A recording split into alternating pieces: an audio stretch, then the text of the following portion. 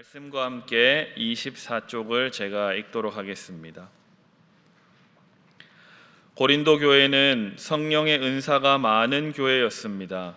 하지만 그들은 그들에게 주신 은사를 다른 사람과 비교하는 도구로 사용했고 결국 교회 안에 차별과 분열을 만들어냈습니다. 12장에서 은사에 대한 고린도 교회 교인들의 생각을 교정한 바울은 고린도전서 13장 전체를 통해 가장 최고의 은사들을 만드는 방법으로 사랑을 설명합니다. 네, 오늘 이 고린도전서 13장의 이 본문을 통해서 세 가지 기도 제목을 함께 나누도록 하겠습니다. 오늘 본문은 사랑에 관해 아주 유명한 성경의 본문입니다. 그래서 사랑장으로 아주 유명하게 알려져 있습니다. 우리가 바로 앞에 고린도전서 12장을 지난 토요일에 함께 읽었었는데 그 마지막 절인 31절은 이렇게 끝이 납니다. 너희는 더욱 큰 은사를 사모하라. 내가 또한 가장 좋은 길을 너희에게 보이리라 라고 이제 마무리가 되고 오늘 13장으로 말씀이 이어지고 있습니다.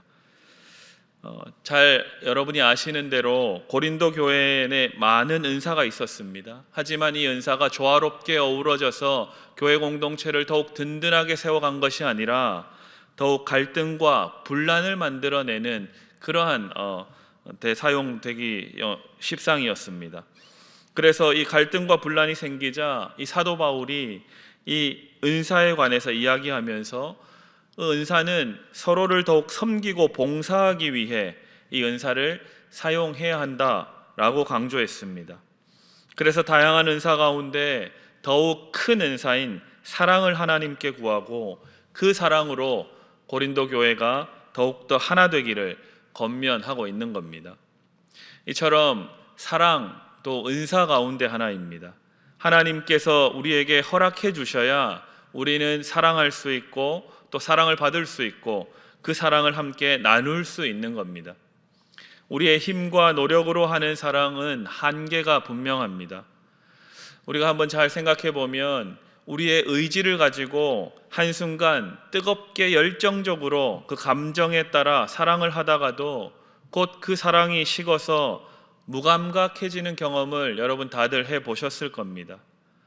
또한 어떤 것에 우리가 감동을 받아서 그 일을 위해 나의 삶을 투신해도 그 감동은 곧 사라지고 말 때가 있기도 합니다. 그래서 옛 어른들은 이렇게 말을 하죠. 사랑이 밥 먹여주냐라고 곧잘 말씀하시기도 했습니다. 이처럼 우리의 의지와 노력만을 가지고 하는 사랑은 그 한계가 분명합니다. 그래서 우리는 하나님으로부터 오는 그 사랑의 은사를 구해야 하는 겁니다. 오늘 본문 고린도전서 13장 8절은 이렇게 말씀합니다. 제가 읽어보겠습니다.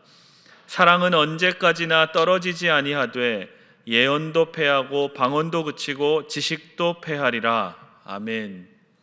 성경이 말씀하는 이 하나님께서 주시는 사랑의 은사는 영원하다라는 겁니다. 우리의 의지로 하는 사랑은 한계가 분명하고 그 끝이 있지만 하나님이 주시는 그 사랑은 영원히 끝나지 않는다라고 말씀하는 거죠. 우리 오늘 함께 읽었던 본문 13절은 다시 한번 같이 읽어보도록 하겠습니다. 오늘 본문 13절 함께 읽습니다. 시작. 그런즉 믿음, 소망, 사랑 이 세 가지는 항상 있을 것인데 그 중에 제일은 사랑이라. 아멘. 사랑은 항상 있는 것이라고 분명히 말씀하고 있습니다. 우리의 노력과 우리의 의지로 하는 사랑이 아니라 하나님의 사랑을 본받아서 하나님께서 주시는 그 사랑의 은사를 받아서 하는 사랑이 영원한 겁니다. 그래서 우리가 첫 번째로 기도해야 할 제목은 하나님께서 주시는 사랑의 은사를 내게도 가득 부어주십시오 라고 우리는 기도해야 되겠습니다. 그 하나님께서 주시는 사랑으로 우리가 충만해져서 그 사랑으로 사랑을 나누고 사랑을 받고 사랑을 하는 그러한 성도들 다 되시기를 주님의 이름으로 축복합니다. 아멘. 우리가 방금 함께 읽은 이 13절은 사랑이 제일이다 라고 말씀하고 있습니다. 그런데 13절 앞부분을 보니 사랑 말고도 믿음도 있고 소망도 항상 영원히 있는 것이라고 말씀합니다. 성경이 말씀하는 믿음은 과연 무엇일까요? 모든 사람들은 예외 없이 복 받기를 원합니다. 잘 되기를 원하는 거죠. 잘 되는 복을 받기를 원하고 성공하는 복을 받기를 마다하는 사람은 아무도 없습니다. 이를 위해 예로부터 사람들은 천지신명이라는 아주 모호한 대상에게 하염없이 빌기도 했습니다. 또 먼 길을 떠나는 가족들이 있다면 부적 같은 것을 써주기도 하고 구판을 벌이기도 하고 아군을 없애고 무사히 여정을 마치고 가족의 품으로 안전하게 돌아올 수 있도록 그렇게 기원을 하기도 했습니다. 조선시대만 해도 나라에 흉년이 들거나 어떤 국민적인 피해, 이 코로나와 같은 어떤 이 큰 피해가 발생하면 나라의 임금이 덕을 쌓지 못해서 하늘이 벌을 내린다라고도 생각했습니다. 하물며 더 옛날인 이 성경의 시대는 어떠했겠습니까? 가정과 민족의 큰 위기 앞에 사람을 산 제물로 바쳐서 그 신을 달래려고 하는 신비적인 믿음을 가지기도 했습니다. 또한 아무런 능력과 힘이 없는 수많은 우상들을 만들고 그 우상이 내 자신과 또 내 사랑하는 가족들과 우리 민족을 지켜준다라고 믿고 모시기도 했었습니다. 뿐만 아니라 수많은 사람들이 자기의 분별되지 않은 욕심과 제어되지 않은 이 개인적인 소원이 이루어지는 것이 하나님의 뜻이라고 착각하며 믿기도 합니다. 미개한 사회일수록, 미성숙한 사람일수록 이러한 비이성적이고 맹목적인 믿음에 사로잡힐 가능성이 높은 겁니다.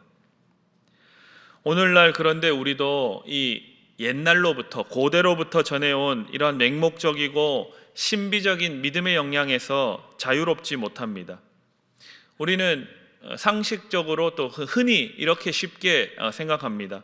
사람이 다리를 떨면 복 나간다고 우리 어른들이 말씀해 주셨기 때문에 그런 줄 압니다.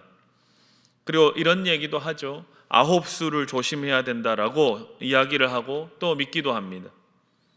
또 길일과 그렇지 않은 날이 있다고 생각합니다. 세상 사람들이야 그렇다라고 하지만 그리스도인들에게도 이러한 생각을 하는 그리스도인들이 있습니다. 안 좋은 일이 생기면, 내가 어떠한 안 좋은 일을 경험하면 이렇게 생각하죠. 내가 지난 주일 예배 시간에 졸아서 예배를 제대로 드리지 않아서 하나님이 벌 주시는 것 아닐까라고 생각하고 곧잘 그렇게 믿기도 합니다. 뿐만 아니라 군대에서는 줄을 잘 서야 한다고 믿고, 자녀의 취업과 결혼을 위해서는 내가 예수 믿는 사람이지만 점을 치러 가서 미래에 대한 어떠한 확신을 얻기 위해서 그 간절함에 그 믿음을 가지려고 하기도 합니다. 그런데 성경이 이야기하는 믿음은 과연 어떤 걸까요? 이러한 미신적인 믿음, 맹목적인 믿음이 아닙니다.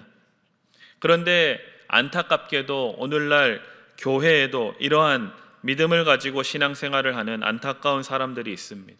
다 불안해서 그런 거겠죠. 미래에 대한 염려와 불안, 내가 잘 살고 있는 걸까? 나만 잘못되는 것 아닐까? 그런 걱정이 이러한 잘못된 믿음을 쉽게 붙들게 하는 겁니다. 그런데 성경이 말하는 믿음은 우리 잘 알고 있습니다. 히브리서 11장이 잘 말씀해 주고 있습니다. 히브리서 11장 6절을 보면 이렇게 말씀합니다. 믿음이 없이는 하나님을 기쁘시게 하지 못하나니 하나님께 나아가는 자는 반드시 그가 계신 것과 또한 그가 자기를 찾는 자들에게 상 주시는 이심을 믿어야 할지니라. 아멘. 믿음은 하나님이 계신다는 사실을 확신하는 것이라고 분명히 말씀하고 있습니다. 그리고 그 하나님께서 나에게 좋은 것을 주시는 분인 것을 신뢰하는 것, 그것이 믿음이다 라고 성경은 분명히 말씀합니다. 즉 성경이 말씀하는 믿음은 언제나 하나님을 신뢰하는 것, 그것을 믿음이라고 하는 겁니다. 그 하나님께서 우리를 선하게 인도하신다는 그 진리에 대한 믿음, 그리고 그 하나님께서 우리를 반드시 구원하시고 영원한 생명을 주신다는 그 믿음을 갖고 현재의 고난과 슬픔을 겪어내고 견디며 성도는 살아가는 겁니다. 그런데 하나님께서는 때때로 우리의 소원을 이루어 주시기도 하지만 때때로는 우리의 욕심을 꺾기도 하시는데 항상 우리에게 가장 좋은 것을 주시는 하나님이시다라는 그 신뢰를 그 믿음으로 붙들 수 있어야 합니다. 왜냐하면 히브리서는 끊임없이 믿음에 관해서 이야기를 하고 있죠. 이렇게 이야기합니다. 믿음은 바라는 것들의 실상이요 보이지 않는 것들의 증거다라고 말씀합니다. 그래서 때때로 우리의 소망이 좌절된다 할지라도, 우리의 꿈이 꺾인다고 할지라도 우리에게 가장 좋은 것으로, 가장 선한 길로 인도하시는 그 보이지 않는 하나님을 볼 수만 있다면 그 사람은 영원한 믿음을 소유한 성숙한 사람인 겁니다. 그래서 우리가 두 번째로 기도할 제목은 하나님께서 주시는 이 영원한 믿음을 소유하게 해주십시오. 그래서 하나님께서 나를 반드시 선한 길로 인도하신다는 그 신뢰 안에서 오늘 하루도 살게 하여 주십시오. 하나님 나에게 이 믿음을 허락하여 주옵소서라고 기도해야 되겠습니다. 마지막입니다. 소망에 관한 것입니다. 새해가 되면 우리는 수많은 소원의 목록들을 적고 새해의 소망들을 사랑하는 사람들과 나누면서 한 해를 시작합니다. 지금의 삶에 만족하지 못할수록 이 현실로부터 벗어나고 싶은 이 소망에 대한 강도는 커지게 됩니다. 반대로 지금의 삶에 아주 만족한 사람들은 날마다 오늘과 같으면 소원이 없겠다라고 말하기도 합니다. 이렇게 사람들은 이야기를 하죠. 소원과 소망에 관해서 이야기를 합니다. 그런데 세상이 이야기하는 소망은 주로 자기의 만족이 이루어지고 내가 꿈꾸는 어떠한 소원, 내 욕심과 욕망이 실현되는 것입니다. 하지만 우리가 잘 생각해 보면 우리가 새해에 적었던 수많은 소원의 목록들은 그 순간의 만족을 줄 뿐입니다. 영원히 목마르죠. 성경이 말하는 소망은 그래서 영원한 소망, 계속 있는 소망이라고 말씀은 분명히 증거하고 있습니다. 하나님께서는 각 사람들의 마음에 사라지지 않는 영원한 소망을 주셨습니다. 다시 말해 하나님만이 채워주실 수 있는 영원한 갈망이자 소망을 우리 성도들에게 주셨다는 겁니다. 다른 것으로는 절대 채워지지 않습니다. 그 소망이 무엇일까요? 바로 하나님 나라에 대한 소망입니다. 성경에는 하나님께서 약속하신 하나님 나라에 대한 소망을 잃어버리고 현실의 삶에 매몰되어서 이리저리 살다가 결국에는 하나님을 떠나고 하나님을 잊어버리고 멸망에 이른 개인과 민족들의 이야기가 가득합니다. 그래서 하나님 나라에 대한 소망을 잃어버리고 내 욕심과 욕망대로 살다가 망해버린 그 뼈아픈 기억을 되풀이하지 않기 위해서 하나님을 다시금 잘 믿는 백성으로 하나님 나라에 대한 소망을 품고 살아가기 위해서 성경에 나오는 인물들은 실패하고 실수했지만 다시금 하나님 나라의 소망을 붙들고 살려고 노력했습니다. 그 이야기가 성경에 가득하죠. 그래서 당시 사람들은 하나님의 말씀을 모아서 모세오경과 예언서와 성문서의 이 성경으로 엮어서 하나님이 주시는 영원한 소망을 우리가 다시는 잃지 말자. 그래서 이 성경이 말씀하고 있는, 증거하고 있는 하나님 나라에 대한 소망을 잃어버려서는 안 되겠다. 그 마음으로 하나님의 말씀을 끊임없이 읽고 붙들며 살았던 겁니다. 그 말씀을 읽는 전통이 오늘 지금까지 저와 여러분에게 이렇게 하나님의 말씀을 읽는 그 전통이 전해지고 있는 것이죠. 그래서 세 번째로 우리가 기도해야 될 제목은 하나님 나라에 대한 소망을 품게 해 주십시오. 내 삶의 자리마다 그 하나님 나라에 대한 소망을 품고 내가 가는 곳마다 하나님 나라를 세워가게 해 주십시오 라고 우리는 기도해야 되겠습니다. 내 삶의 자리가 어디이든지 내 삶의 형편이 어떠하든지 상관없이 내가 있는 곳마다 하나님이 원하시는 것은 영원히 사라지지 않는 하나님 나라에 대한 소망을 품고 살아가는 것입니다. 그래서 오늘 사도 바울은 이 고린도전서 13장 13절 마지막에 믿음과 소망과 사랑, 이 세 가지는 항상 있을 것이다 라고 말씀하고 있는 겁니다. 우리 잘 생각해 보시면 우리 예수님께서도 산상수훈의 그 말씀을 통해서 이렇게 말씀하셨죠. 먼저 하나님의 나라와 그 의를 구해라 라고 당부하셨습니다. 뿐만 아니라 공생애를 시작하실 때 이렇게 말씀하시며 시작하셨죠. 회개하라, 하나님의 나라가 가까이 왔노라. 오늘 우리에게도 동일하게 말씀하시죠. 하나님의 나라가 너희 가운데에 임하였다라고 말씀하는 겁니다. 그러니 우리는 가는 곳마다 하나님의 나라에 대한 소망을 품고 내가 거하는 삶의 자리마다 하나님의 나라를 일구어 가도록 노력해야 되지 않겠습니까?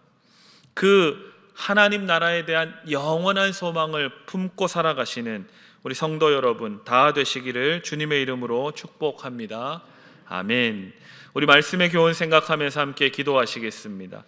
우리 먼저는 하나님께 주시는 사랑의 은사를 충만히 받게 해 주십시오.